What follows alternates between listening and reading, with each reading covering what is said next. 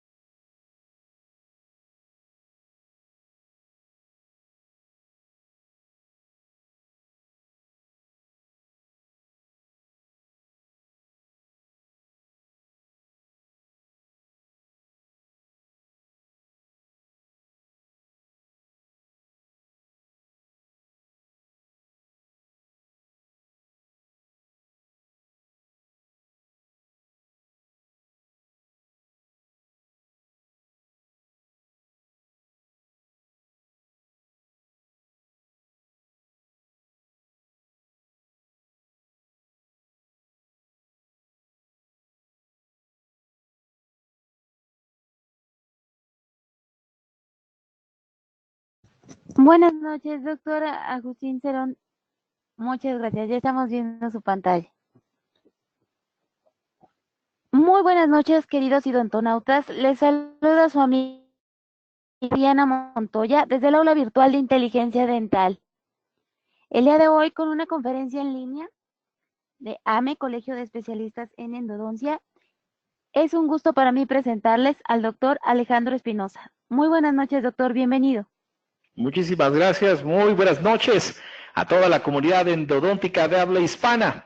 Los saludamos fraternalmente desde México con el gusto de compartir con ustedes de una sesión más del programa de conferencias en línea de la Asociación Mexicana de Endodoncia, SABE, gracias al apoyo de COA Internacional, quien nos ayuda en nuestra labor de compartir conocimientos en beneficio de la endodoncia latinoamericana. Yo soy Alejandro Espinosa y como siempre es un privilegio el compartir esta noche con ustedes de nuestra conferencia mensual en vivo.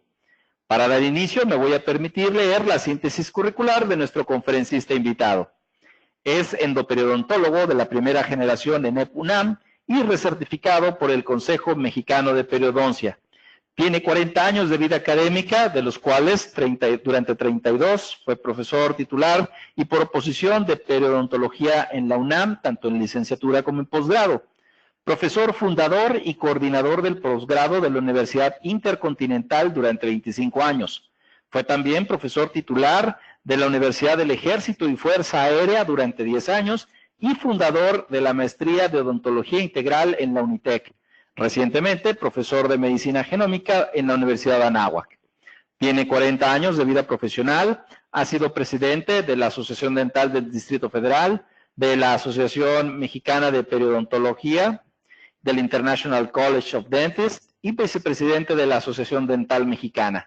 Actualmente es el editor en jefe de la revista ADM y miembro de la Comisión de Honor y Justicia, así como recientemente nombrado comisionado Premio Cum Laude ADM.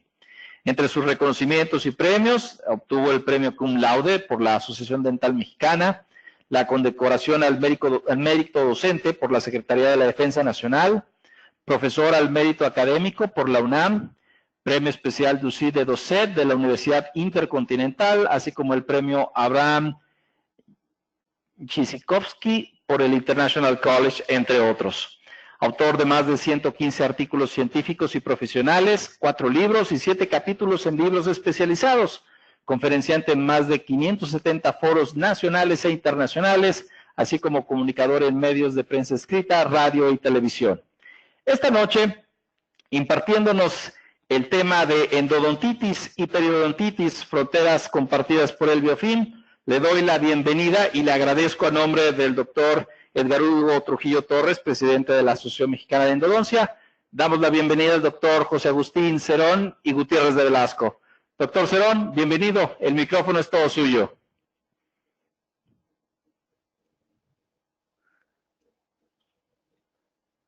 Agustín, ¿nos escuchas? Sí, hola, muy buenas noches. Adelante, el micrófono es todo tuyo. Bienvenido. Sí, muchas gracias, muy buenas noches. Es un placer nuevamente estar conectado. Agradezco mucho al doctor Hugo Trujillo, presidente de la Asociación de Endodoncia, Asociación Mexicana de Endodoncia, esta invitación y sobre todo pues a ustedes por estar coordinando esta conexión. Para empezar esta noche con este tema de endodontitis y periodontitis, quiero, de una manera muy simple, hacer definiciones. Nosotros cuando hablamos de enfermedades, cuando hablamos principalmente de caries, cuando hablamos de enfermedades periodontales, hay que tener como referencia que todas las enfermedades tienen un factor causal. Y ese factor causal vamos a hablar de él como un factor etiológico, como un factor de riesgo. Y entre las relaciones que nosotros como especialistas en el área de la endoperidontología, pues quiero compartir con ustedes mi visión de lo que estas enfermedades, este proceso de infección en estas enfermedades se desarrollan y se interconectan. Entonces, las barreras compartidas cuando hablamos de biofilm es hablar de un factor de riesgo, que lo voy a explicar más detalladamente en un momento más. Yo quiero empezar con esta pregunta que es un paradigma muy viejo que nos encontramos de manera rutinaria enclavada en conceptos que no están de acuerdo a la visión como tenemos que tener nosotros la relación entre la salud y las enfermedades. Mi pregunta que hago desde hace muchos años es ¿cuál es la parte vital del diente? Yo quiero, a manera de una apología, que entendamos que el periodonto es la parte vital del diente. ¿Por qué?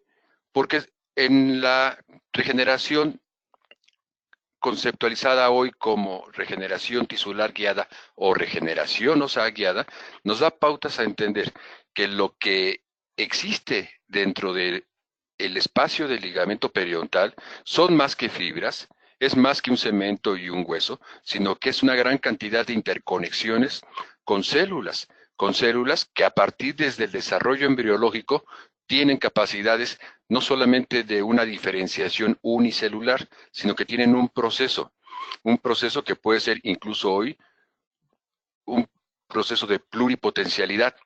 ¿Qué quiere decir con esto? Cuando se extrae un diente, en ese espacio donde está el alveolo, ahí mismo, a través de esas células que están ahí, hoy en día se pueden recolectar células pluripotentes para inducirlas a formar tejidos.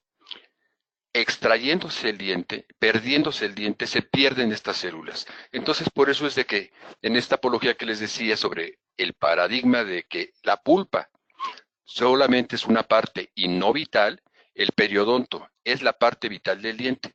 ¿Qué quiere decir esto? El diente puede estar sin pulpa, pero nunca sin periodonto. Y bajo este razonamiento, quiero que pensemos a partir de lo que se desarrolla en la primera secuencia genética, en la guía, en que se empezarán a diferenciar células totipotenciales en células pluripotenciales, en ese momento es cuando se empieza a desarrollar una vaina radicular. Esa vaina radicular que va a ser la guía en la formación no solamente de la raíz, porque el órgano del diente, el órgano del esmalte, pues está formando en cierta manera una parte del diente, pero la parte muy importante en este proceso de la vaina radicular es cuando se puede desarrollar tres áreas en las cuales una parte será la que va a formar la dentina y pulpa, será lo que esté conformado como la papila dental, y otra parte en este órgano del esmalte, al ir migrando la vaina radicular, va a ir haciendo diferenciaciones celulares para que a través de una relación ectomesenquimal se vaya formando cemento, se vaya formando hueso, y en cada uno de estos lugares se vayan desprendiendo fibras que se interconectarán y formarán un ligamento periodontal.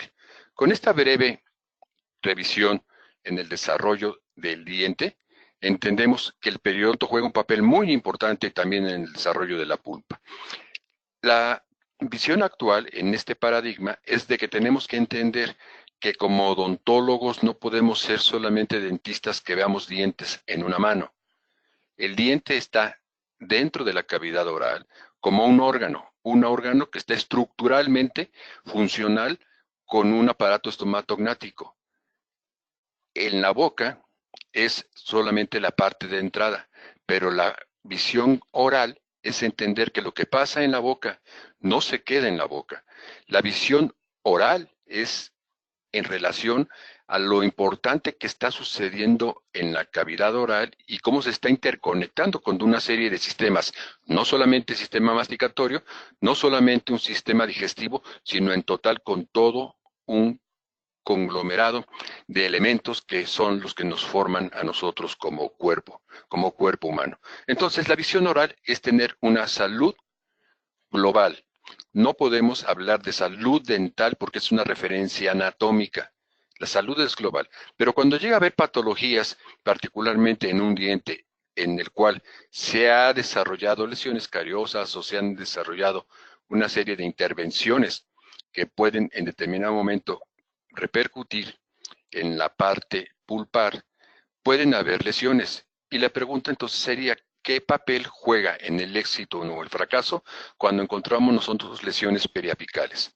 El éxito de un tratamiento de conductos no se verifica únicamente por la correcta obturación dentro de un material, o sea, de un material dentro del espacio pulpar, sino por la correcta respuesta de los tejidos periapicales y obviamente periodontales.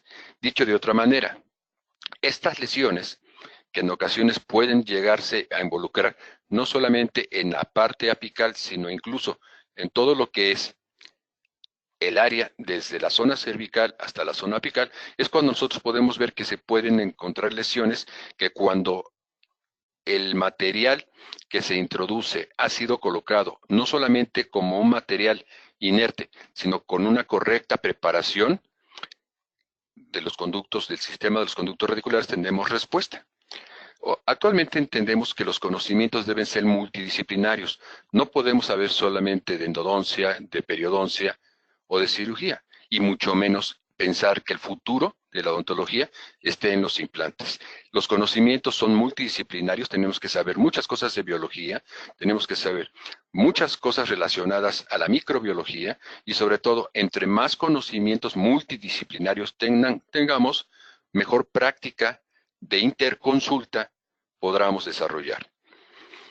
Entonces, en relación a esta pregunta sobre el papel que juegan las lesiones periapicales, sabemos que juegan un papel no solamente en la patología, sino también en el fracaso.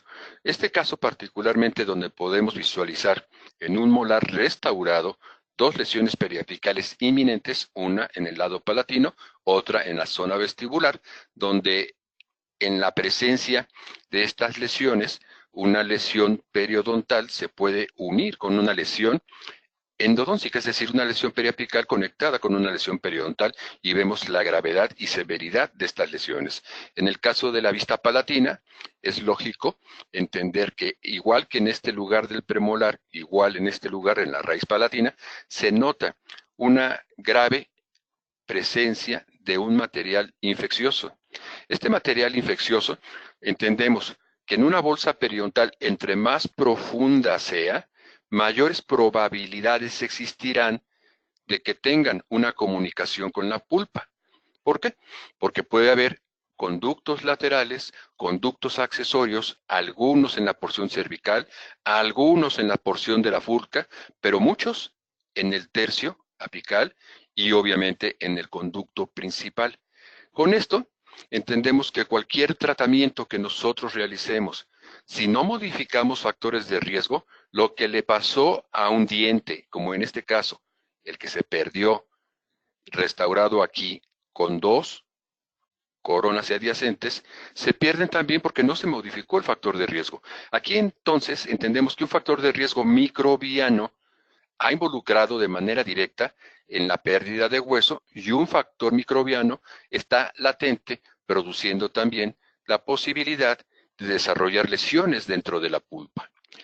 Actualmente entendemos que caries y periodontitis son enfermedades infecciosas provocadas por una serie de condicionantes microbianos que actualmente llamamos biofilm. El biofilm es lo que tradicionalmente en el siglo XIX se le llamó placa dental. En el siglo XX se le conceptualizaba como placa dental microbiana, pero en el siglo XXI hablamos de esto de biofilm. Más adelante voy a entrar con mejores detalles y definiciones. Lo que es importante entender que cualquier restauración que se realice Al no modificarse factores de riesgo, si hubo susceptibilidad a caries, abajo de la restauración habrá susceptibilidad a caries, pero si hay también susceptibilidad periodontal, pues es lógico que lo que le pasa también a una raíz le puede pasar a la otra, lo que le pasa a un diente le puede pasar al otro. Esto es tener capacidades de desarrollar también conocimiento en los factores de pronóstico. Los factores de pronóstico juegan un papel importante en caries y en enfermedades periodontales. Recientemente, en uno de los muy importantes congresos o workshops mundiales que se realizan entre la Federación Europea de Periodontología y la Academia Americana de Periodontología, desarrollaron todos estos conceptos que hablan sobre la frontera del biofilm entre lo que es caries y enfermedades periodontales. Entonces, si queremos desarrollar un mejor tratamiento, tenemos que enfocarnos en eliminar el factor causal para que los efectos también se distalicen, se vayan separando, se vayan alejando de las probabilidades o del riesgo de desarrollar nuevamente lesiones. Las periodontitis y las lesiones de caries son arquetipos de enfermedades del biofilm. Si un diente pudo haber tenido una lesión cariosa y ser restaurados con cualquier tipo de material, esto no inhibe en ningún momento las capacidades o virulencias de las bacterias para desarrollar lesiones por debajo de las restauraciones o por debajo de la encía, que es comúnmente como muchos de los dientes se van perdiendo. En la historia natural de las enfermedades entendemos que hay un periodo prepatogénico y un periodo patogénico, y lo que entendemos que cuando identificamos factores patogénicos es cuando nosotros podemos identificar características clínicas, características patológicas de cada una de las lesiones, caries o enfermedades periodontales, y con ello determinar que existen fenotipos clínicos que se pueden traducir en fenotipos de vulnerabilidad. Todos los fenotipos que nosotros encontremos de vulnerabilidad deben de interpretarse que el paciente tiene susceptibilidad genética y que por eso puede desarrollar mayores lesiones o lesiones mucho más severas. Esto también lo voy a explicar un poco más adelante. Entonces, con esta introducción, entendemos que las periodontitis en clasificaciones actuales se entienden que puede haber diferentes tipos, diferentes grados de progresión, severidad, complejidad y distribución. Todas las enfermedades tienen que tener nombre y apellido. Esta es parte de la propedéutica.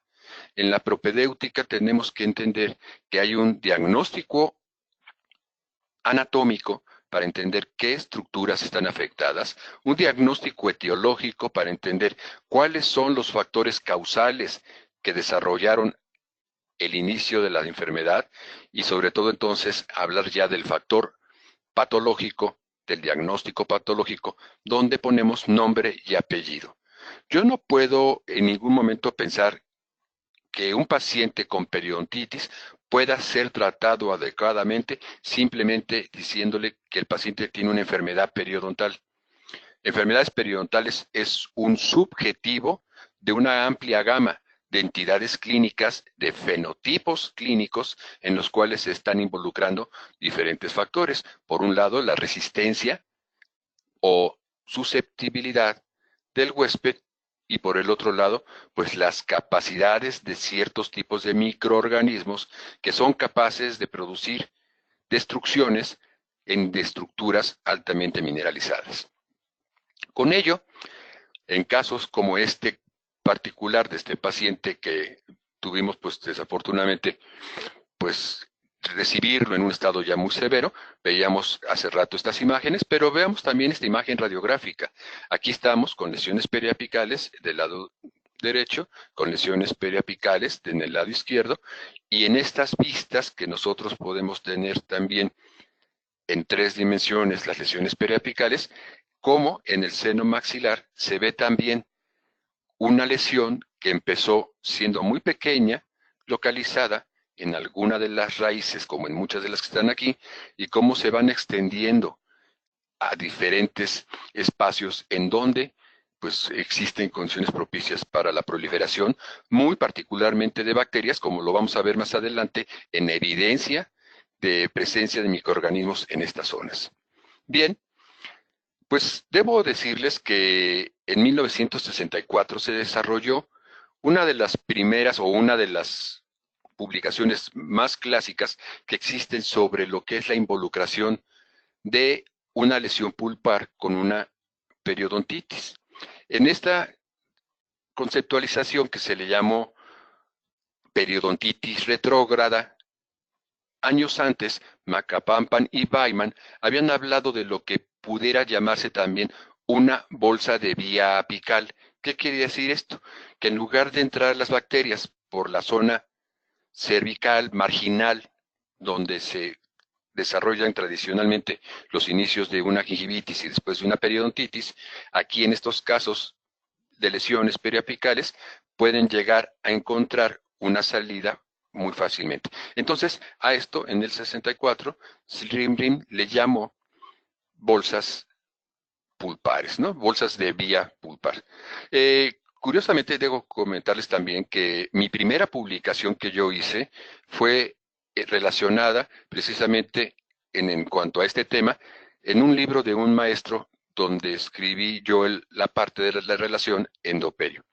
En esto, muy particularmente, revisábamos las importantes características que pueden tener las morfologías radicular como determinante en la morfología pulpar. Entonces, con estas vistas de las características anatómicas y topográficas, es como muchas veces podemos entender cómo, por qué el espacio pulpar tiene formas tan caprichosas basadas en esa guía o en esa orientación de la vaina de Herbig formando esa raíz. Entonces también otra publicación muy clásica es la de Simon Glick y de Al Frank cuando propusieron hablar de lesiones endodóncicas y lesiones periodontales, donde las cuales una puede involucrar de manera secundaria a la otra. Es decir, cuando nosotros sabemos que en esta clasificación de Simon Glick y Frank existe una lesión endodóncica primaria, puede también existir una lesión endodóncica primaria con involucración periodontal secundaria o una lesión periodontal primaria con involucración endodóncica secundaria o lesiones combinadas verdaderas. Entonces, en una clasificación del 96, en el libro de Richard Walton, habla de un origen endodóncico, un origen periodontal, lesión endoperiodontal combinada, lesiones endodóncicas periodontales separadas, lesiones con comunicación y lesiones sin comunicación. En 1999, Gary Armitage, en una clasificación que se hizo de enfermedades periodontales, introdujeron también el concepto de las lesiones o enfermedades endoperidontales, pero ellos la marcan de una manera mucho más simple. Entonces, se habla de una lesión endodóncica periodontal o una lesión periodontal endodóncica o una lesión combinada. Esta es la clasificación del 99. Más recientemente, antes de esto, el grupo de consenso que organizó Niklaus Lang de la Universidad de Berna, hablaban que particularmente se debería de entender que existen periodontitis asociadas con lesiones endodóncicas o lesiones periodontales endodóncicas combinadas. Ahorita entonces, en esta otra clasificación que encontré de una publicación saudí, me pareció interesante o importante la manera en que hace su introducción en la revisión del marco teórico. Lo que me pareció curioso es de que en esta nueva clasificación que él propone, utiliza el mismo principio o el mismo concepto, pues que se utilizó muchos años anteriores en el concepto retrógrado. Debo recordarles a quienes no conocieron al maestro Yuri Kutler que cuando nosotros usábamos la palabra retrógrado, decía que retrógrado no solamente es irse hacia atrás, sino que quien hace o presenta características con la palabra retrógrado es más en el pensamiento que en la acción. Entonces, por eso es que desde hace muchos años yo he dejado de utilizar esos términos y prefiero enfocarnos ahorita en la clasificación actual que la Academia Americana de Periodontología y la Federación Europea de Periodontología presentaron exactamente el año pasado en Ámsterdam. En esta clasificación ellos es todo muy, muy grande. Hablan en este capítulo o en esta publicación primeramente de las lesiones agudas periodontales relacionadas con abscesos, con enfermedades necrotizantes y muy particular en el tema las lesiones endoperidontales. En cuanto a las lesiones endoperidontales, lo más interesante es ver que la mayoría de las veces cuando existen es en bolsas periodontales preexistentes. Las lesiones endoperidontales deben entonces clasificarse de acuerdo a los signos y síntomas que tiene un impacto directo en el pronóstico y en el tratamiento, ya sea en la presencia o en la ausencia de fracturas o perforaciones y en la presencia o en la ausencia de bolsas periodontales características de una periodontitis. En las lesiones endoperidontales, entonces, pueden desencadenarse, primeramente, por una lesión cariosa que afecta a la pulpa y, en segundo lugar, que afecta al periodonto. La destrucción periodontal, que afecta secundariamente al conducto radicular, o por ambos eventos concomitantemente. Las condiciones periodontales, cuando tienen un impacto en el pronóstico de la lesión endoperiodontal, es debido a los cambios notables en el microbioma oral de los sujetos con enfermedades periodontales. Estos son conceptos, repito, actuales, recientemente publicados en el Journal of Clinical Periodontology y en el Journal of Periodontology, como lo vieron en la referencia. Actualmente, entonces, entendemos que no hay diferencias importantes entre los microorganismos encontrados en las lesiones endodóncicas y en las lesiones periodontales, o en un perfil microbiano específico donde esté asociado con una lesión endoperiodontal verdadera. En ambos sitios de infección, tanto en el conducto radicular como en las bolsas periodontales, los entornos anaerobios expuestos presentan nutrimientos muy similares.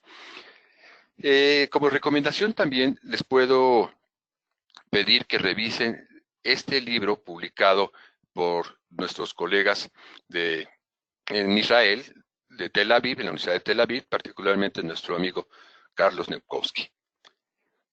Haciendo una revisión también de esto de relaciones endoperidontales y la relación o la presencia de microorganismos, en el grupo de Walter Lodge hicieron este hallazgo en 1987 en observaciones subestructurales, donde demostraban que las bacterias podían entrar en los túbulos dentinarios y que estos microorganismos, a la vez que se van organizando estructuralmente, pueden entonces tener esas capacidades de proliferación y que incluso inducir resorciones en donde necesitan mayor capacidad de migración. Entonces aquí en esta imagen donde vemos a los túbulos dentinarios contaminados por bacterias, o aquí en esta otra, en un pequeño conducto, como los microorganismos empiezan a proliferar. Esta es una de las publicaciones. Encontré varias, pero quise presentarles a ustedes particularmente dos. Una, donde hablan de los hallazgos microbiológicos tanto en conductos radiculares infectados como en bolsas periodontales adyacentes en los dientes, que pues obviamente en presencia de periodontitis. Aquí encuentran algo muy particular. La similitud en la recuperación de microorganismos sugiere que la bolsa periodontal podría ser la fuente principal de las infecciones en el conducto radicular. En otra más reciente, de 1990, de Kobayashi, nos dice que la aparición de microorganismos comunes en ambos sitios sugiere que la bolsa periodontal puede ser posible fuente de infecciones en el conducto radicular. Prácticamente son las mismas conclusiones que en esta otra también, donde hacen una muy amplia revisión sobre los microorganismos a través de técnicas más modernas o más actuales sobre las secuencias de análisis de DNA o electroforesis en geles de DNA, encuentran alta similitud en los complejos microbianos en las muestras tanto de conductos radiculares y bolsas periodontales, lo que sugiere que la bolsa periodontal podría ser una fuente de infección en los conductos radiculares. Las lesiones periodontales y endodóncicas combinadas consisten entonces en una comunidad compleja microbiana que es diversa y que es a la vez muy compleja. Ellos encuentran 630 clones secuenciados, 53 secuencias en diferentes especies de géneros, 53 especies también que pertenecían a 30 géneros diferentes y en total un grupo de 60 géneros en estas secuenciaciones de distintos microorganismos. En los géneros que más dominaron en ambos grupos de lesiones de caries o de lesiones pulpares contaminadas o de bolsas periodontales, la bacteria llamada Porphyromonas en diferentes subespecies fue el género más dominante en ambos grupos. En orden descendente también encontraron que el Filifactor, Parviromonas, Neisseria, Fusobacterias y otras especies principalmente anaerobias y muy particularmente gram negativas son microorganismos que en la mayoría de las veces son identificados como patógenos que hoy nosotros los reconocemos como complejos microbianos del grupo rojo o del grupo naranja. Esta característica de los grupos rojos y naranjas fue propuesta por Sigurd Sokransky y por Anna Hafalli, donde a partir de ciertos microorganismos afines se van desarrollando características de identificación entre un grupo con otro para desarrollar factores de virulencia. Es decir, una bacteria sola no es posible poder desarrollar una enfermedad. En estos postulados que después Sokransky hizo de lo que fueron los tradicionales de Robert Koch, decía que los patógenos periodontales son necesarios, pero no suficientes para el inicio y la progresión de lesiones periodontales. Se requiere una serie de factores cromosomales y extracromosomales para el inicio y progresión de las lesiones. Así, entonces, en la punta de la pirámide, los complejos rojos encabezados por Porphyromonas gingivalis, Tannerella forsythia, Treponema denticola están en este grupo rojo y otros muy familiarizados con estos, por ejemplo, la Prevotella intermedia y la Porphyromonas gingivalis, antes pensaban que era una sola y le llamaban bacteroides. De estos bacteroides le llamaron después bacteroides melaninogénicos y después los subclasificaron en las taxonomías y le pusieron gingivalis, intermedios y otros que vamos a ver también más adelante como el Fusobacterium nucleatum. Entonces así, estos complejos microbianos, si vemos, hay complejos en los cuales pueden haber microorganismos que solos en realidad no son nada virulentos, pero sí juegan un papel muy importante en la intercomunicación que cuando estemos hablando ahorita de biofilm es lo que se denomina el quorum sensing en cuanto a la estructura microbiana. Porphyromonas gingivalis, Tannerella forsythia, Parvimonas micra, Fusobacterium nucleatum, Prevotella, Treponema y todos estos microorganismos de taxonomía de identificación reciente están entonces ubicados en estas revisiones recientes de las clasificaciones endoperiodontales.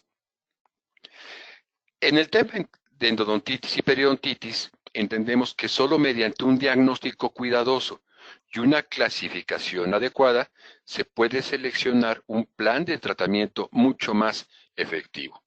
Las endodontitis son definidas, o las defino, como un estado patológico del endodonto que puede comprender desde un estado inflamatorio crónico de la pulpa hasta la infección del conducto radicular en las que se engloban diferentes entidades clínicas. Los endodoncistas pues tienen muy bien marcada su clasificación de enfermedades pulpares, y no voy a entrar en ese detalle, pero las endodontitis en presencia de un biofilm microbiano dentro del sistema de los conductos radiculares produce estados de alta contaminación dentinaria que requieren por lo general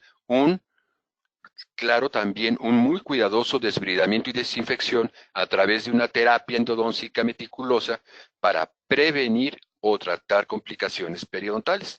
Lo que decía en un momento, el éxito de un tratamiento de conductos no está relacionado solamente por el material con el que se va a obturar, sino por la adecuada y perfecta desbridación, eliminación, desinfección del sistema de conductos radiculares. Si algo falla ahí y no se logra eliminar adecuadamente a las bacterias, obviamente esos microorganismos patógenos provenientes de una proliferación continua permanecerán en esos nichos de contaminación, perpetuando así las lesiones periapicales.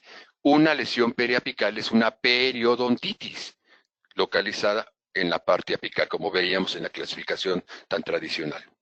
Ahora, la periodontitis se caracteriza por un proceso inflamatorio que está mediado principalmente por las respuestas del hospedero en presencia de un biofilm microbiano y que estos microorganismos, producen una serie de tóxicos, de endotoxinas, de lipopolisacáridos, que son básicamente las cadenas de inducción en la pérdida progresiva de la inserción periodontal.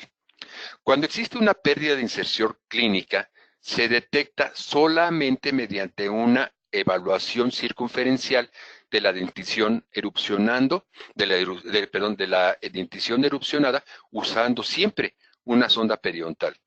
Es imposible evaluar un nivel de inserción clínica solamente con una radiografía.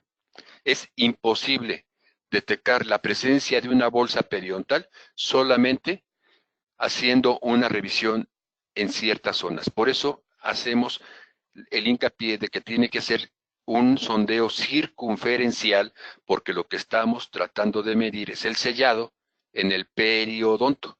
El periodonto, hacer la parte vital del diente, es indispensable que seamos muy meticulosos en esa revisión con una fuerza muy ligera, una sonda calibrada muy delgada, hacer esta revisión. Esta revisión, nuestro punto de partida o punto de referencia, siempre va a ser la unión amelocementaria. ¿Por qué? Porque a partir de ahí, donde empieza a migrar la vaina radicular, es donde empieza a formarse cemento, ligamento y hueso. Y por eso entonces que siempre este patrón o esta estructura de referencia anatómica de la unión amelocementaria es muy importante. Bien, pues la fisiopatología de las periodontitis se caracteriza principalmente por sus vías moleculares y en última instancia conducen a una gran liberación de una matriz de metaloproteinasas que están derivadas a partir del mismo hospedero enfermo, que va desarrollando entonces factores de destrucción en cuanto a las fibras primeramente marginales en el ligamento periodontal y con ello la migración inicial del epitelio de unión que permite la propagación del biofilm, que antes era supragingival y que ahora se tornan en microorganismos subgingivales y que irán migrando a lo largo de la superficie radicular. Hace el año pasado exactamente, me invitaron los de la Asociación de Endodoncia del Ecuador para que les mandara una publicación, y ahí es donde hice esta referencia de endodontitis y periodontitis, que son fronteras compartidas con el biofilm. Quien quiera revisarla, está publicado en esta revista que se llama Reporteando, de la Asociación de Endodoncistas de Azuay en el Ecuador. La primera parte de reflexión en esta publicación es que vemos cómo vamos migrando del concepto de la fisiología tradicional al entendimiento de un metaboloma, de la etiología bacteriana tradicional del siglo XIX y siglo XX al concepto del siglo XXI del biofilm, que produce una disbiosis, es decir, una alteración en nuestro microbioma y con ello, obviamente, también complicaciones en la propagación de nuestros genes. En las respuestas tradicionales patogénicas podemos ver que existe pues lesiones que están particularmente involucradas con respuestas inicialmente en la pulpa y que a partir de estas lesiones de un tejido conectivo que produce factores de interleucinas, citocinas proinflamatorias y que microorganismos que al ir invadiendo van pues limitando las capacidades de respuesta de la pulpa hasta que llegan a apoderarse de todo este espacio y con ello empezar a migrar en los lugares en donde más fácilmente encuentran conexiones vasculares. Esta conexión vascular, pues tradicionalmente es el conducto principal, ¿no? O el conducto de la vía apical. En la lesión periapical igualmente, cuando estas bacterias, estos microorganismos logran derrotar a la pulpa, pues empieza la contaminación periapical y con ello pues toda la cadena de respuesta inflamatoria, es decir, toda la competencia inmunológica que está desarrollada, pues por un lado, con la adecuada línea de respuesta leucocitaria y por el otro lado, pues la grave o intensa virulencia de las bacterias a partir de todos sus armas con las cuales se tienen que enfrentar a las células de defensa. El concepto de biofilm es un neologismo científico que en 1985 William Costerton introdujo dentro de la medicina. Él, en la conceptualización del biofilm, nos ha descrito siempre que es una estructura tridimensional. Y al ser una estructura tridimensional, pues es como lo marca Mara Williams, es como el Facebook de las bacterias. En el biofilm, todo mundo se encuentra y todo mundo se puede comunicar y se pueden chatear y pueden tener una muy fina comunicación para determinar qué condiciones están existiendo en el medio ambiente en el cual ellas, estas bacterias, estos microorganismos, pretenden proliferar.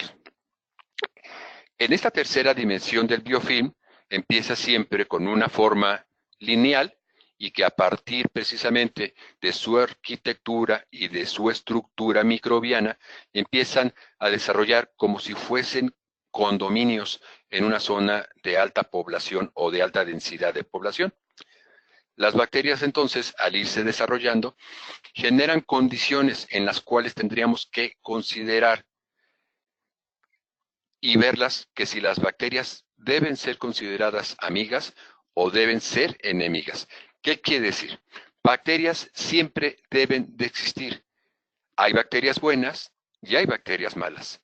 Las bacterias buenas juegan con nosotros papeles propios de la salud, es decir, generan acciones de simbiosis, mientras que las bacterias malas son microorganismos que al encontrar condiciones propicias en una cavidad oral, en un conducto radicular o en una bolsa periodontal, encuentran condiciones propicias para proliferar y alteran a las bacterias buenas y producen estados que se llaman disbiosis.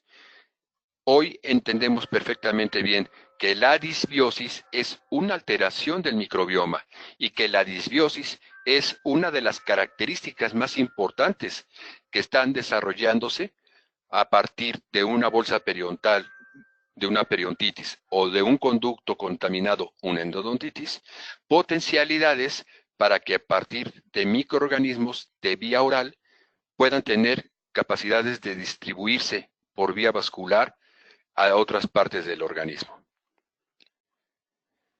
La sinergia polimicrobiana y la disbiosis son palabras que aderezan el nuevo modelo de enfermedades periodontales. Como una lechuga que puede estar contaminada, una bolsa que puede estar contaminada, produce una grave alteración en el microbioma.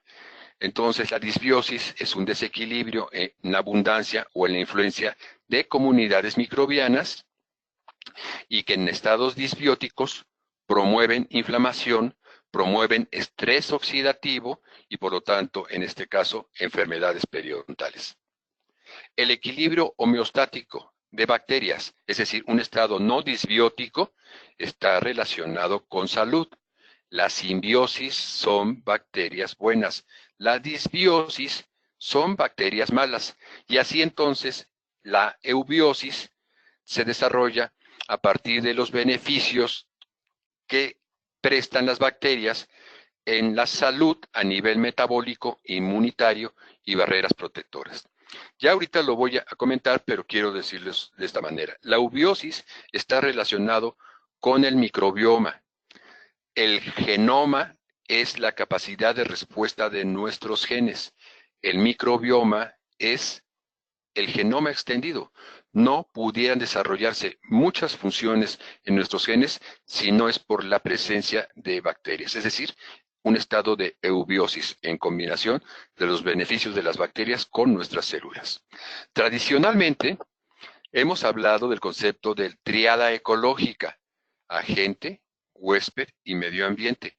Estos fueron los llamados factores etiológicos, que en una época se llamaban factores extrínsecos y factores intrínsecos, pero ya con esta conceptualización de Lieber y Clark en el concepto de la triada, al intercomunicar la respuesta entre uno o la interconexión con otro, se presenta al equilibrio. Entonces, los factores etiológicos pueden ser llamados factores etiológicos del huésped, factores etiológicos del agente o factores etiológicos medioambientales, como en este caso pudiera ser el ejemplo de la nutrición, microorganismos patógenos, y por el huésped, pues la susceptibilidad o resistencia que se presenta en cada uno de nuestros genes. Más recientemente hemos pasado del concepto de factores etiológicos a factores de riesgo. Un factor de riesgo es un determinante en el inicio y progresión de las enfermedades. Los factores de riesgo están medidos, están identificados en estudios longitudinales, en estudios de cohorte y en estudios poblacionales, en los cuales nos permite identificar siempre que en el inicio y progresión están presentes. Es decir, pacientes que tengan ciertos genotipos, pacientes que presenten cierto tipo de microbios o pacientes que presenten cierto tipo de hábitos en sus condiciones medioambientales tendrán mayores probabilidades de desarrollar enfermedad. Dicho de otra manera, los factores de riesgo determinan la probabilidad en el inicio y progresión de enfermedades. Un paciente que tenga, por ejemplo, neutropenia cíclica, un paciente que tenga ciertos síndromes, como pueden ser síndrome de Papillon-Lefebvre, síndrome de Chilaiditi, síndrome de inmunodeficiencia adquirida, muchos síndromes en los cuales sabemos que pueden estar involucradas las quimiotaxis o las fagocitosis. Como respuestas disminuidas, las bacterias, microorganismos específicos, tendrán mejores posibilidades de atacar ante pacientes que son vulnerables. Un fenotipo de vulnerabilidad presenta genotipos de susceptibilidad. Hoy se pueden identificar los genes de susceptibilidad y sabemos que las periodontitis son poligénicas.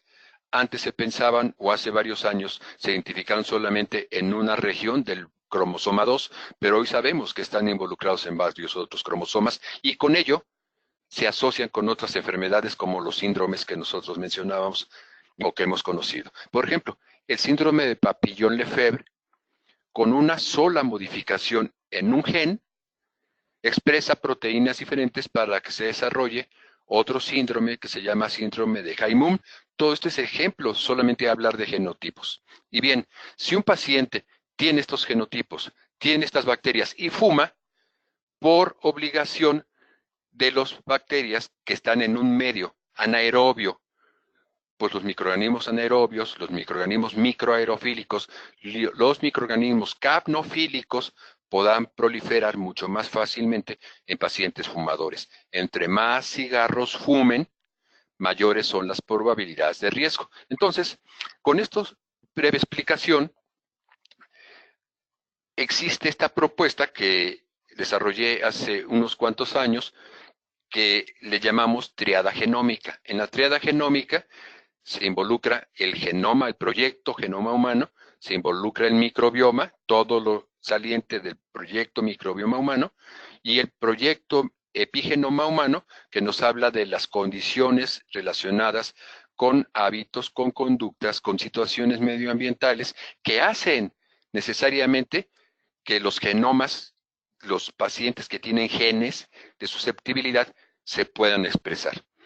Y con ello desarrollar pues lo que estamos en nuestro tema relacionados con enfermedades como endodontitis o lesiones como periodontitis.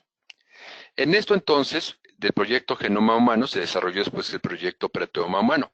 Ya sabíamos que muchos genes expresan proteínas y que hay proteínas que están relacionadas con la estructura, como la colágena, hay proteínas que están relacionadas con las defensas, como las inmunoglobulinas, hay proteínas que están relacionadas pues con la comunicación celular, lo que hace que un linfocito pueda presentar cierta comunicación a un macrófago y desarrollar por toda una línea quimiotáctica.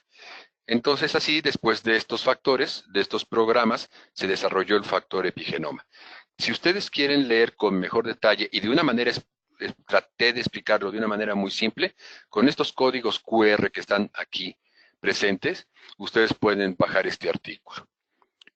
En esta publicación hablamos entonces del biofilm y la definición que hizo Costerton precisamente en el 2002 habla que la comunidad microbiana que está inmersa en un medio líquido, es decir, en una estructura de exopolisacáridos, hace que las bacterias puedan permanecer unidas unas con otras a través de este sustrato o de esta matriz extracelular, permite que las bacterias, a través de sus diferentes fenotipos, puedan multiplicarse y puedan expresar sus propios genes. Esto es muy importante. Las bacterias tienen como característica la posibilidad de una adherencia selectiva en una capa de glucoproteínas salivales que es llamada película adquirida. Esta capa de mucoproteínas o de glucoproteínas favorece que ciertos microorganismos puedan adherirse y empezar a colonizar. Al paso de las horas, este crecimiento y esta proliferación bacteriana va estructurando una masa cada vez más resistente y entre más organizado esté el biofilm, va a ser mucho más difícil de combatir. Cuando digo biofilm, repito, este es un neologismo científico, porque muchas veces lo han traducido como biopelícula y se están confundiendo con la película adquirida, que es salival, que son mucinas propias de los sistemas digestivos, que son proteínas indispensables en todo nuestro sistema de eubiosis. Pero que las bacterias saben que esto es favorable para la remineralización de nuestros dientes y también es favorable para estructurar toda esta cadena o toda esta estructura de exopolisacáridos en los cuales cuando están maduras, las bacterias pueden empezar a migrar cuando ya han cambiado o se han hecho más resistentes. Costerton tiene un centro de investigación del biofilm y es ahí donde nosotros podemos tener mucha información cada vez más actualizada en el impacto del biofilm en todas las áreas de nuestra vida, en la biomedicina, en la industria farmacéutica, en el procesamiento de productos, en las prótesis, en los biomateriales, en la clínica, a través del manejo de ingeniería tisular y en los mismos dientes, ¿no? En los dientes, en la encía, en la lengua, en los implantes. Hoy sabemos que el biofilm es la enfermedad del microbioma, porque hay microbiomas en todo, lo que tradicionalmente nosotros le llamamos flora bucal, flora gastrointestinal, flora genitourinaria, flora dérmica. El proyecto del microbioma interviene en reconocer en todos estos lugares cómo están organizadas las bacterias. Entonces, el biofilm juega un papel importante en nuestra vida clínica, en la salud pública, y que con ello, estas bacterias que pueden crecer en todos los medios donde haya una humedad, se irán organizando e irán expresando sus genes. Esto, por ejemplo, vean ustedes, es una característica muy propia del biofilm, que se puede localizar, pues, en la orilla de un barco, en los cascos de los barcos, en los muelles, en las cuerdas que están en el mar, se puede formar en una cubeta que dejen ustedes con agua, en una cubeta que dejen ustedes con agua, en una pecera, quien tenga peces puede ver que hay una masilla que se va formando. Todos los lugares donde haya ocasión para que las bacterias se organicen, irán siendo lugares de proliferación.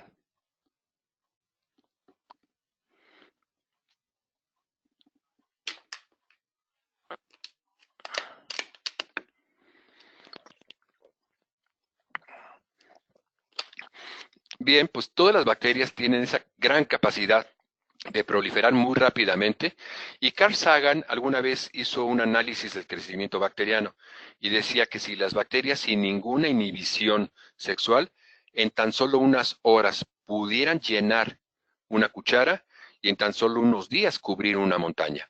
Pero esto no sucede. Las bacterias precisamente son selectivas y al ir determinando quiénes van a vivir en esa colonia es como pueden entonces hacer un predominio numérico donde metabólicamente en sus ecosistemas van a tratar de entender que todas ellas tienen que trabajar y todas ellas tienen que subsistir a partir de los nutrientes que van a encontrar en ese medio.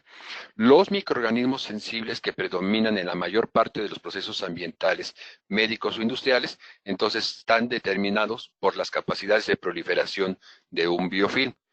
Cada bacteria tiene un micronicho, es decir, una recámara, que en su comunidad, que es un departamento microbiano, tienen una compleja relación homeostática que va desde un sistema primitivo hasta sistemas de una cooperación metabólicamente activa, que es cuando cada una de las que van a vivir en esa colonia saben por qué van a vivir y cómo van a organizar estos complejos. Esta adhesión que desencadena la expresión de un factor que se llama sigma deprime muchos números de los genes que de modo tradicional las células del biofilm, cuando son fenotípicamente distintas a las bacterias en las cuales conformaban parte de solamente de la flora o el microbioma. Es decir, cuando están en el biofilm, cambian sus fenotipos. Si antes eran buenas, pueden tornarse virulentas al estar contaminándose pues con la información genética que tienen otras bacterias. Cada una de estas células sésiles reacciona en un entorno especial, lo que difiere profundamente de que las células planctónicas puedan ser diferentes a las que eran en su origen. Las bacterias, por ejemplo, en un biofilm, tienden a ser hasta 500 veces más resistentes a los agentes antibacterianos.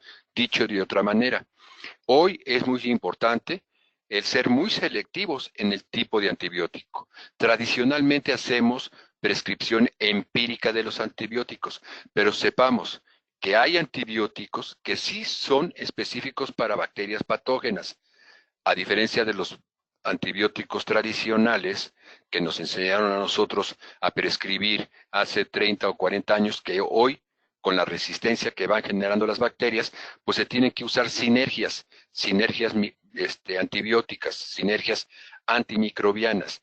Lo importante es entonces saber que la prescripción es un acto médico y que como responsables de la prescripción de antibióticos tenemos que saber a qué microorganismos estamos atacando y que la resistencia de las bacterias no está dada solamente por los anillos beta-lactámicos, sino por la estructura en donde las bacterias, al formar el biofilm, es mucho más difícil entrar las moléculas propias del antibiótico en toda la tradicional farmacodinámica o farmacocinética. El biofilm, entonces, al estar estructuralmente alineado, genera una diversidad de microorganismos con características diferentes dependiendo el día y la hora para producir tipos de infección, factores de inicio y de progresión, capacidades invasivas de los tejidos y una clonalidad, es decir, las bacterias se van a ir dividiendo dependiendo de las que sean más favorables y se irán transmitiendo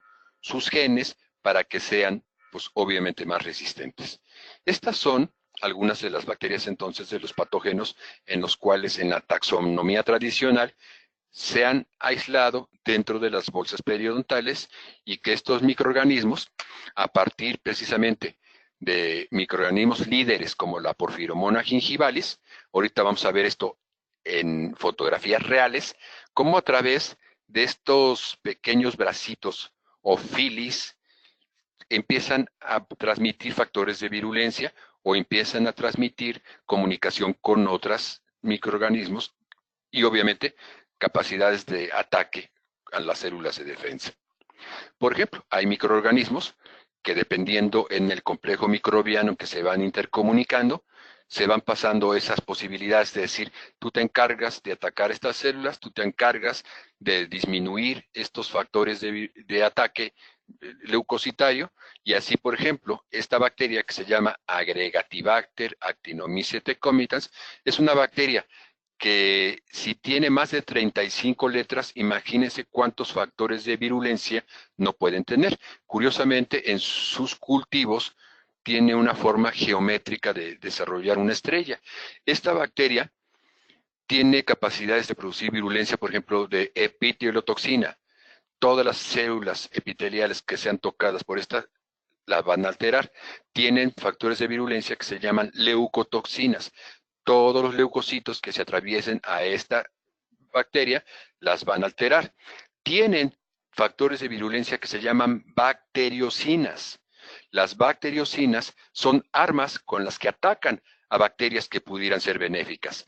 Entonces, así la patogenia de las lesiones periodontales a través de los microorganismos anaerobios gram-negativos que han migrado en una bolsa periodontal estarán produciendo continuamente lipopolisacáridos, es decir, endotoxinas que van a desarrollar toda una cadena inmunológica que ante la disminución por la susceptibilidad activarán genes que provocarán la resorción ósea y con ello la progresión de las periodontitis. Las bacterias tienen capacidad de invadir, es decir, las bacterias invaden y las bacterias evaden. Pueden empezar a invadir espacios intercelulares en el epitelio o en los túbulos dentinarios abiertos o incluso en los lechos vasculares cuando han logrado evadir mecanismos de defensa leucocitario.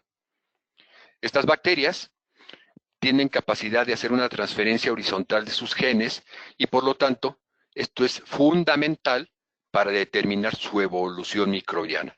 Estas fimbrias, que las vamos a ver también en próximas fotografías, es las bacterias cómo se están intercomunicando.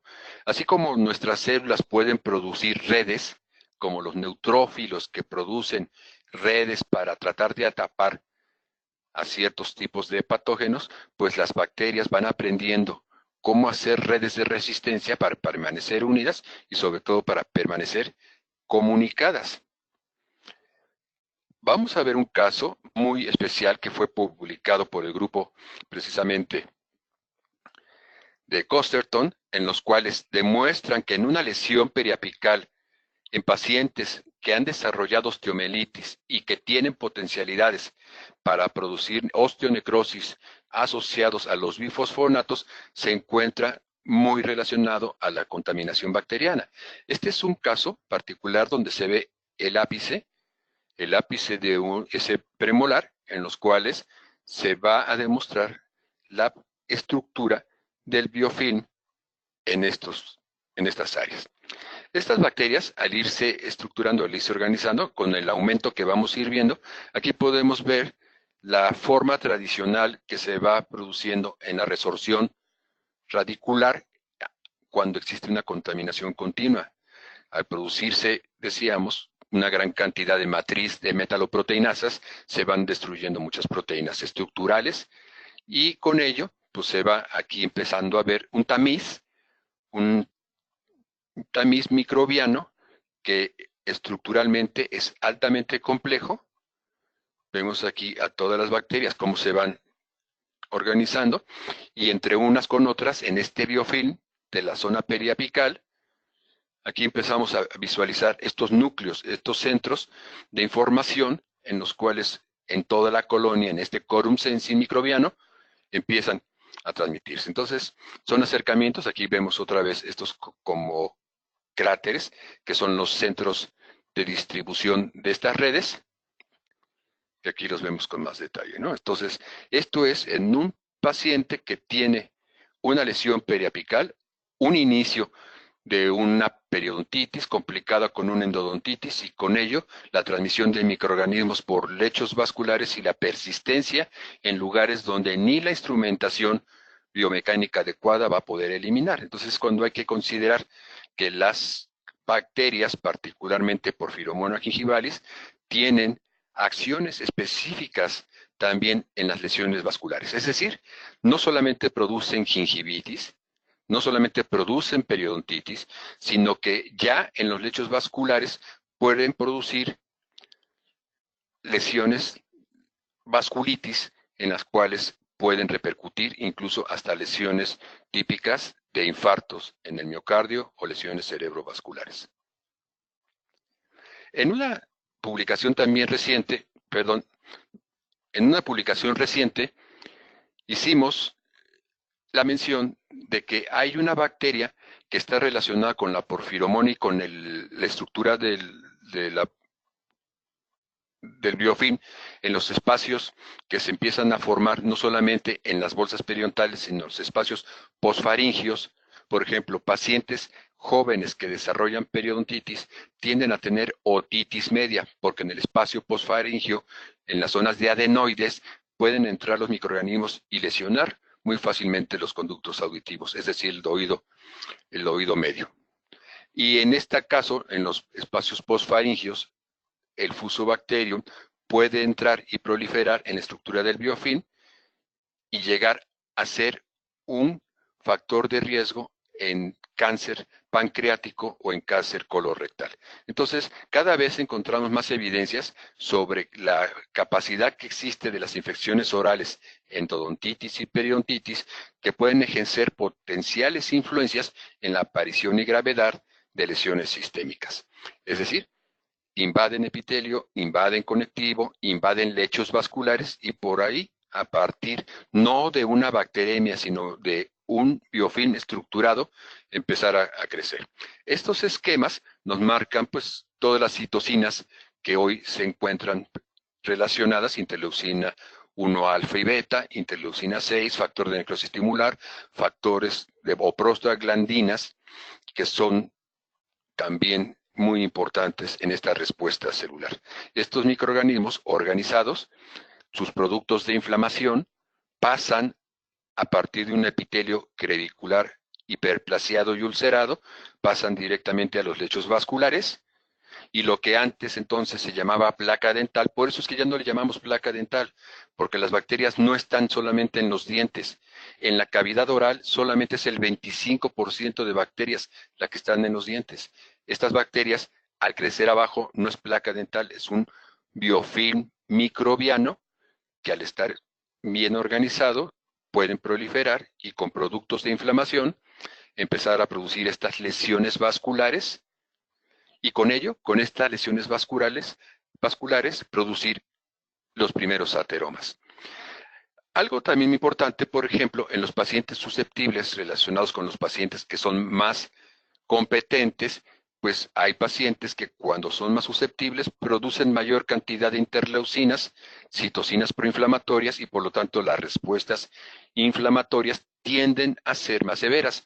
Por eso es que vemos pacientes que a pesar de tener bacterias no tienen tanta destrucción y pacientes que aunque no se vean muchas bacterias, presentan gran destrucción. Y esto, repito, entonces esto es un perfil de genotipos de susceptibilidad que ante la presencia de bacterias organizadas se vuelven más vulnerables. Muy importante entonces, por ejemplo, también hace varios años hicimos un estudio que es para demostrar que las bacterias no solamente están en los dientes, sino que invaden epitelio, invaden conectivo, y aquí una de las muestras de los lechos vasculares, donde encontrábamos a las bacterias utilizando esos lechos vasculares para producir algo que hoy se llama metástasis microbiana. Hoy las bacterias, al producir esa capacidad de proliferar en esta estructura, pueden empezar a producir pequeños ateromas y de ahí irse a otros lugares más severos. Entonces, las bacterias producen metástasis microbiana, que son potenciales productores de daño. Con esto de la tríada genómica, al ir produciendo endodontitis, al ir produciendo periodontitis, van aumentando el riesgo. El proteoma es la cantidad de proteínas que se encuentran involucradas, el transcriptoma es la forma en que se van a transmitir todos los genes en las respuestas celulares, el exposoma es el tiempo en los cuales el paciente ha estado expuesto a los factores de riesgo y el metaboloma, lo que va relacionado con las alteraciones en el metabolismo celular, en el metabolismo microbiano y obviamente en las condiciones ambientales o conductuales que vuelven al paciente más vulnerable o más susceptible. El proteoma, genoma y microbioma humano es la forma de entender cómo podemos, a través de los conceptos de la medicina personalizada, desarrollar estrategias en donde, a través de las modificaciones del epigenoma, es decir, el diagnóstico temprano, el diagnóstico oportuno, el control del biofilm microbiano en la cavidad oral, nos permite hacer tratamientos mucho más eficaces. La periodontología transdisciplinaria es cuando podemos trascender con un conocimiento múltiple, no solamente de ramas afines de la odontología, sino que ramas como la genómica, como la microbiología, como la inmunología y todas las áreas que estén relacionadas en los aspectos de salud, nos permite tener una práctica interdisciplinaria, no solamente con un endodoncista, con un prostodoncista o con un ortodoncista, sino con un endocrinólogo, con un cardiólogo, con un neumólogo, con un médico general que nos dé la oportunidad de hablar. Y el concepto de salud es un concepto de globalidad.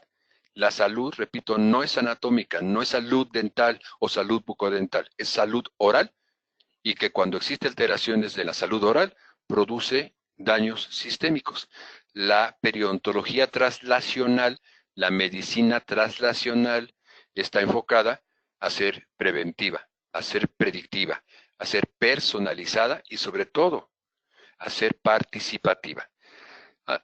Les agradezco muchísimo a ustedes el que nos hayan acompañado en esta, y estamos entonces listos para sus preguntas, que con mucho gusto trataremos de responder.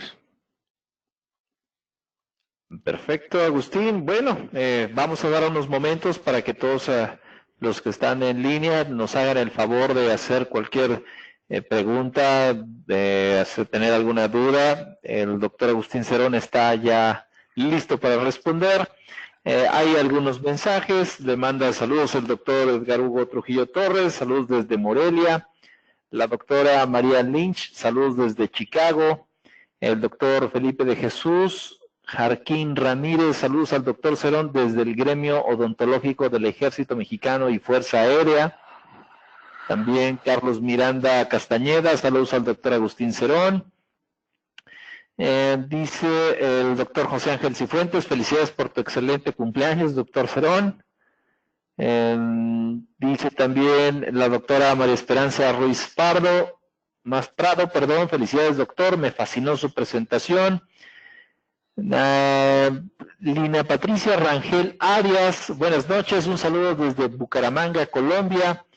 Muchas gracias. Dice la doctora Daniela Teresa Urdaneta Noriega, buenas noches, ¿recomienda usted el curetaje alveolar post-exodoncia? Saludos desde Venezuela.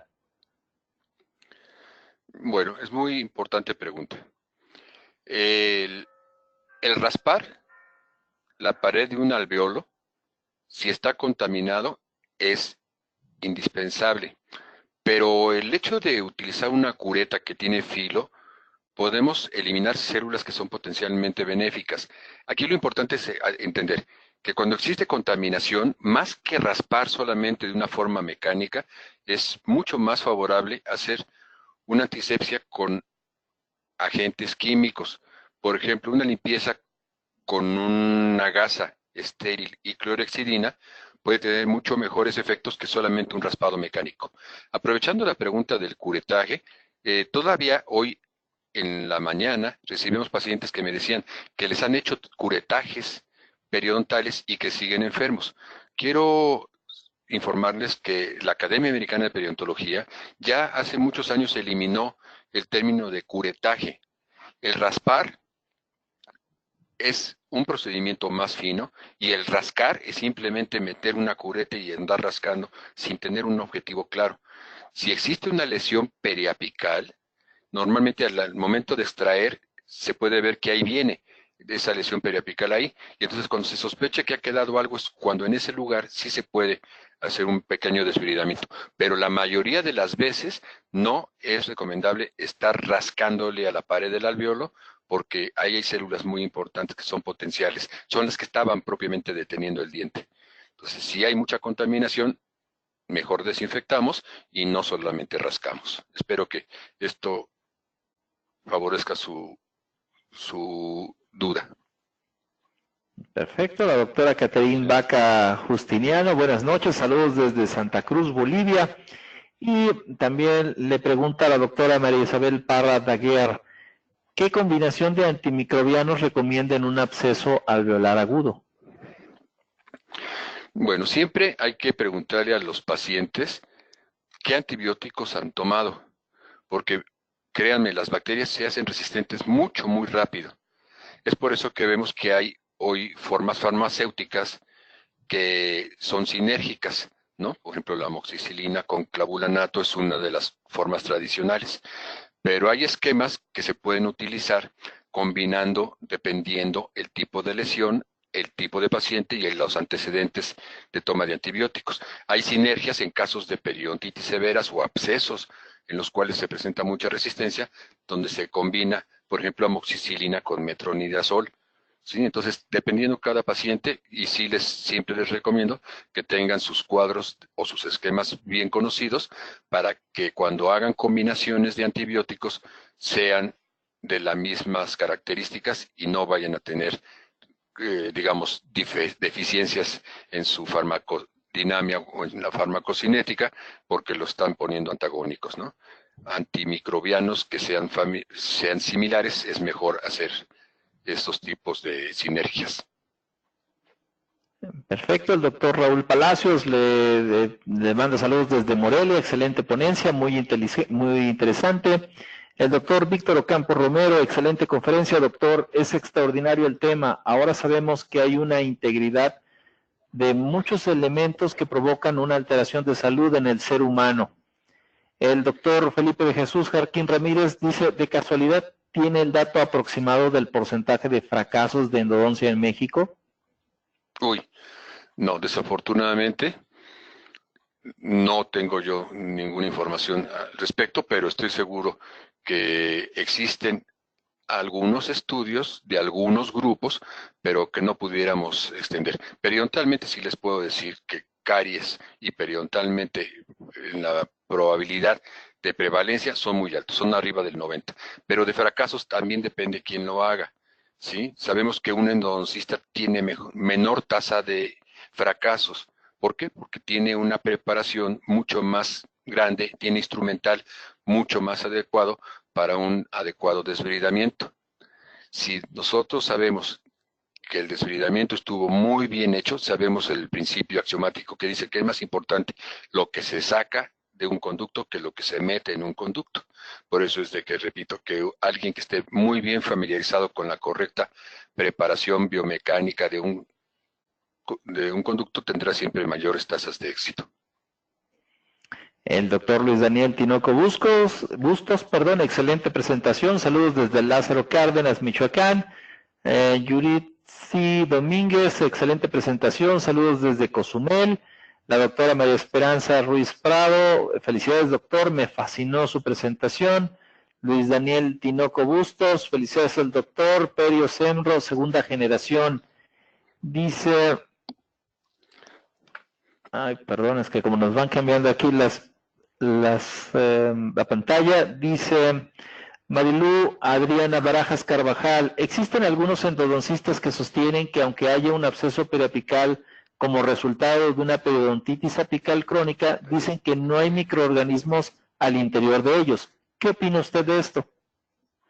Bueno, es muy común que no haya microorganismos, porque los microorganismos, al formarse esa lesión, está siendo una limitante para la proliferación.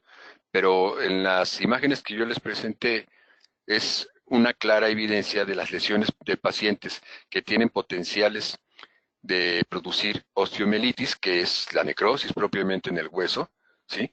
Y con ello osteonecrosis, que son las que más frecuentemente encontramos nosotros en pacientes cuando están en la toma de bifosfonatos. ¿Qué quiere decir esto? Con la pregunta que nosotros tenemos ahorita de que si al momento de extraer no hay microorganismos ahí, estoy en lo cierto de que esas lesiones fibrosas son mecanismos de resistencia. Pero los microorganismos cuando están solos no producen daño. Cuando se queda una masa de estructura de biofilm en un paciente vulnerable, en ese hueso es cuando existen las probabilidades de la osteonecrosis. Por eso sí es mejor desinfectarlos, los alveolos, ¿no? Perfecto, la doctora Grisel Guadalupe Torres Orozco, gracias doctor Cerón, excelente presentación, periodo de tercera generación. Jenna Olvera, muchas gracias también. Dice María Lynch, gracias por compartir sus conocimientos. ¿Por qué los pacientes con historia de ser fuertes fumadores pierden los dientes más frecuente comparado con los que no fuman? Me encantó su plática. Bueno, lo comenté precisamente ahorita, que un paciente entre más cigarrillos fume, más alto es el factor de riesgo por la disbiosis que se va a producir en la anaerobiosis que están generando. Un paciente fumador desarrolla más microorganismos anaerobios. Un paciente fumador tiene mayores condiciones microaerofílicas y capnofílicas. Por eso entonces cuando son vulnerables, cuando son susceptibles, cuando tienen genes de susceptibilidad, van a perder dientes más rápido. Perfecto, Marlon Pereira, muy interesante su conferencia, felicitaciones. Igual la doctora Daniela Teresa Urdaneta Noriega, felicidades, excelente. El doctor Carlos Francisco Terrés, ¿algún artículo que recomiende sobre coadyuvantes con respecto a la atención periodontal en fase 1? Bueno, en la fase, nosotros llamamos fase inicial, que es precisamente la limpieza de los dientes, la fase higiénica. Hay que empezar a quitar placa y cálculo en la primera sesión. Esto se llama desinfección de boca completa. En la primera cita quitamos a todas las bacterias evidentemente presentes, es decir, lo que tradicionalmente le dicen una limpieza, a mí no me gusta que se le llame limpieza. Limpieza es para los pisos, limpieza es para los vidrios, limpieza es para los coches. Para la boca es en pacientes sanos, en fase inicial se llama profilaxis, y en pacientes enfermos se llama raspado en presencia de inflamación. Ese raspado o ese desbridamiento de tejidos inflamados y de presencia de bacterias se tiene que hacer todo en una sola sesión. Es muy recomendable utilizar instrumentos manuales, instrumentos ultrasónicos para tener mucho mayor rapidez. El raspado inicial en presencia de inflamación normalmente sin anestesia. Entonces la fase inicial se limpian los dientes con estos instrumentos, se desbrida el biofilm, se quitan los cálculos y después se utiliza agentes antisépticos. Es mucho más útil un agente antiséptico como la clorhexidina después de haber hecho esto que si solamente el paciente le dicen que se enjuague con clorhexidina 2 veces al día, porque la clorhexidina también tiene limitantes en penetrar el biofilm. Las concentraciones de los antisépticos comerciales pueden llegar a penetrar el biofilm, pero muchas veces, si el biofilm está bien estructurado, se requiere más de los 30 segundos que es la prescripción tradicional. Entonces es recomendable utilizarlos durante 1 minuto, siempre sin diluir. Si se diluyen, por eso a mí no me gusta decirles enjuague, porque el paciente piensa que le tienen que poner agua.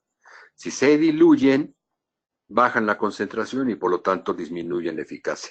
Entonces siempre en la primera, desbridamos todo, placa, cálculos, biofilm, ¿sí?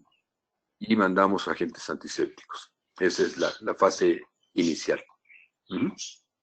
Perfecto, la doctora Laisa Yanina García Chávez, interesante su plática, saludos desde Morelia. El doctor Susano Contreras, felicidades, estimado Agustín, como siempre, excelente tu presentación, saludos. Y la doctora Adriana Bravo, excelente conferencia. Doctor, una consulta, ¿a qué se debe la incapacidad de penetración del antibiótico en el biofilm? Bueno, les mostré algunas imágenes estructurales. El biofilm, repito, tiene digámoslo así, una gelatina que son exopolisacáridos. Esos exopolisacáridos es como un moco, ¿sí? Es como un moco que las bacterias van formando y eso hace que las moléculas de los antibióticos, que las moléculas de las células de defensa no puedan atacarlas. Las bacterias saben que se hacen más resistentes entre más organizadas estén. Entonces, como se van juntando ciertos microorganismos con otros, unas ayudan a tener un refuerzo con un polisacárido, otras ponen otro polisacárido, y todos estos polisacáridos generan esa estructura o esa capa que las hace más resistentes. Esa es la principal forma, digamos, simple de explicárselos. Perfecto. La doctora Sara Cabrera Cacho, excelente conferencia. Carolina Hinojosa, excelente exposición. Saludos desde Quito, Ecuador. Por favor, ¿me podrían ayudar con el link para bajar literatura del tema expuesto o temas relacionados? No sé si tengas alguna link de página. Sí, bueno, en mi website, que es periodontología.com.mx, ahí pueden entrar y ahí hay algunos artículos. Y si no, pues en las gloriosas redes sociales, en el Facebook, Agustín Cerón, ahí publicamos muchas cosas que yo voy leyendo, las comparto. En LinkedIn también, ahí también publicamos también muchos temas relacionados con esto. En el Twitter, algunas cosas también en el Twitter, pero principalmente en el Facebook. Y si tienen alguna duda muy particular, hay 10 canales ligados a mi Facebook, en los cuales tanto el de genómica como nutrigenómica, el de periodontitis, el de periodontología y obviamente los de Agustín Cerón, todos esos pueden preguntar y con mucho gusto yo les comparto la información o los artículos que puedan serles de mayor utilidad. El doctor Carlos Alonso Osuna, felicidades al doctor Cerón, muy buena plática. Dice el doctor Diego Adrián García Monjaraz, hoy en día, ¿cómo es visto la medicación intraconducto y a su recomendación, cuál sugiere? Y otra pregunta, ¿qué tan cierto es que el hidróxido de calcio, más que medicamento, es un sellador de bacterias en túbulos sin salida? Claro, ya decíamos que las bacterias pueden penetrar los túbulos dentinarios y por eso, como bien dicen los endodoncistas, bendito hipoclorito. Si nosotros hacemos una buena instrumentación de los conductos radiculares, digo yo que particularmente lo hago de rutina cuando un paciente trae una bolsa periodontal profunda y no hay respuesta pulpar, es inminente la necesidad, aunque no haya sintomatología, es inminente la necesidad de hacer un desbridamiento para evitarlo. No hay que estar metiendo medicamentos extraños. Lo mejor es un buen desbridamiento y una adecuada irrigación. Todos los protocolos que los endodoncistas perfectamente lo explican en sus conferencias sobre la biomecánica en la preparación, eso es lo que se debe de seguir, ¿no? Limas adecuadas, irrigación adecuada y no necesariamente estar metiendo medicamentos. Antes, hace muchos años, decían que había que meter tantas cosas. Por eso decíamos que es más importante lo que se saca que lo que se mete. El doctor Javier Salazar pregunta, ¿recomienda antibióticos después de instrumentación periodontal? Bueno, los pacientes, dependiendo del tipo de periodontitis, una gingivitis no está indicado antibiótico. Una periodontitis leve no está indicado antibiótico. Periodontitis severas, dependiendo de las características, sí se pueden utilizar antibióticos. Y los antibióticos pues tienden a ser más específicos sobre el tipo de microorganismos. Por ejemplo, en periodontología se maneja mucho la doxiciclina, es decir, hay tetraciclinas semisintéticas, ¿sí?, que puede ser la aminociclina, que puede ser la doxiciclina, y dependiendo la dosis, que pueden ir desde dosis colagenolíticas, que son dosis abajo de 50 miligramos, ¿sí? Por ejemplo, hay una presentación de 20 miligramos que el paciente la tiene que tomar 3 meses para contrarrestar precisamente todas las matrices metaloproteinasas que se han formado, por eso decimos que son anticolagenolíticas, porque destruyen esas matrices y mandan dosis no antibióticas. Las dosis de doxiciclina arriba de 100 miligramos sí actúan como antimicrobiano. Entonces ya dependiendo, todas las periodontitis severas o casos donde haya infecciones agudas, sí es indispensable la prescripción de antibiótico. Periodontitis leves y gingivitis no es necesario. El doctor Román. Perfecto, el doctor Román Martínez Garrido, muchas felicidades al doctor Cerón, excelente presentación, saludos desde Tabasco, igual mandan felicitaciones desde Toluca, la doctora Marilú Adriana Barajas Carvajal, felicidades de la doctora Daniela Teresa Urdaneta Noriega, el doctor Marco Vinicio Saldívar, saludos desde Culiacán, Sinaloa, felicidades por la excelente conferencia. También le mandan saludos los alumnos del CEMRO Michoacán, sin antes felicitarlo por su cumpleaños, el doctor Carlos Francisco Torres. Saludos al doctor Agustín Cerón, del doctor Carlos Miranda Castañeda. Liliana Lozano, saludos desde Pedio CEMRO, conferencia muy interesante. Ana Lilia Cecilia Cambourian, saludos desde Argentina. El doctor Raúl Barreiro Correa también le manda saludos desde Barranquilla, Colombia. María Fernanda Comba desde Huequén, Patagonia, en Argentina. Yoli Mabel Balcona Vica desde Tacna, Perú. Muy útil la información, muchas gracias. El doctor Servando Porras, saludos desde Tezontepec, Aldama, Hidalgo. También la doctora María Cecilia Banzini, saludos desde Uruguay. Dice el doctor Raúl Barrero Correa, ¿se puede en una lesión periodontal curetear con el ultrasonido? Sí, desde luego. El ultrasonido es un elemento muy útil para hacer desbridamiento y sobre todo por las vibraciones y por la magnetostricción que se desarrolla en ese movimiento ultrasónico, el biofilm se destruye muy fácilmente. Nosotros para instrumentar conductos normalmente utilizamos ultrasonido. Entonces, dependiendo también qué insertos tengan.